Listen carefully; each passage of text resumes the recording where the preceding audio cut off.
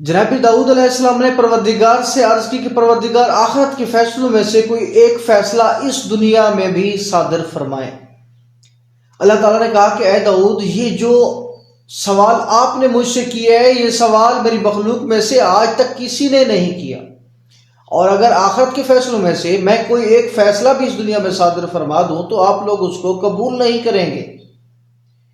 تو کیونکہ جناب داؤد علیہ السلام نے یہ گزارش اللہ تعالیٰ سے 3 مرتبہ کی تھی، تو اللہ تعالیٰ نے کہا کہ اے داؤد، صبح جب ہو اور مسند قضاوت پہ بیٹھو تو جو سب سے پہلا فیصلہ آئے گا وہ آخرت کے فیصلوں میں سے ایک فیصلہ ہوگا۔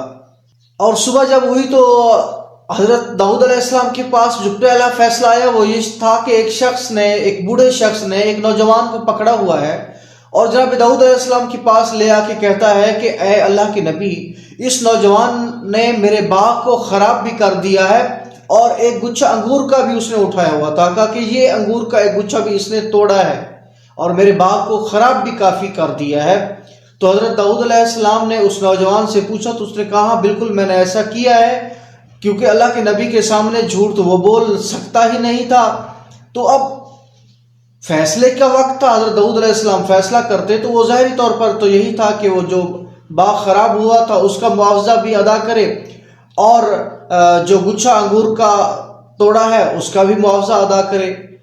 اب فیصلہ اللہ کے حکم سے صادر ہونا تھا، آخرت کے فیصلوں میں سے ایک فیصلہ تھا۔ اب حضرت داؤد علیہ السلام نے اللہ سے دعا کی کہ پروردگارا، اس کا فیصلہ میں کس طرح کروں؟ تو اللہ کا حکم ہوا کہ اے داؤد، یہ جو بوڑھا شخص ہے، یہ جو باغ کا کہہ رہا ہے، یہ باغ اس کا نہیں ہے بلکہ اس نوجوان کے والد کا ہے۔ اس شخص نے اس کے والد کو قتل کر دیا تھا اسی باغ میں، اور اس باغ پہ چڑھ دوڑا تھا اور باغ پہ قبضہ کر لیا تھا، اور اس کے والد کے پاس 70,000 دینار بھی تھے جو باغ کے فلاں کونے میں اس بوڑھے شخص نے چھپا دیے تھے۔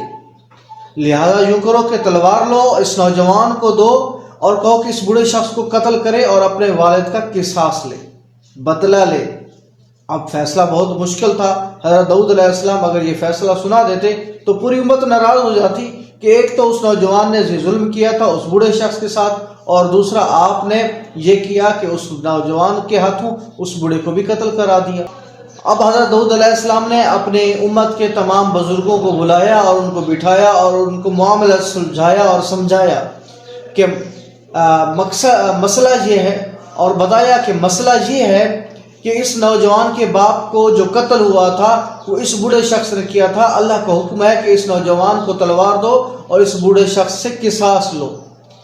تو جب اس پہ تمام بزرگان قوم راضی ہو گئے تو اللہ تعالیٰ کے حکم سے حضرت داؤد علیہ السلام نے آخرت کے فیصلوں میں سے یہ فیصلہ صادر فرمایا اور اس کا بدلہ لیا گیا۔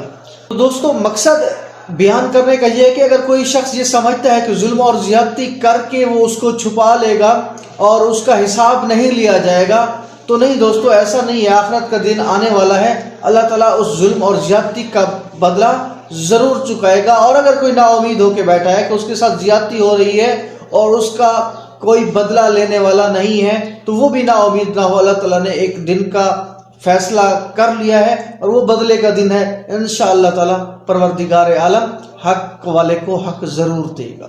اللہ آپ کا حامی و ناصر۔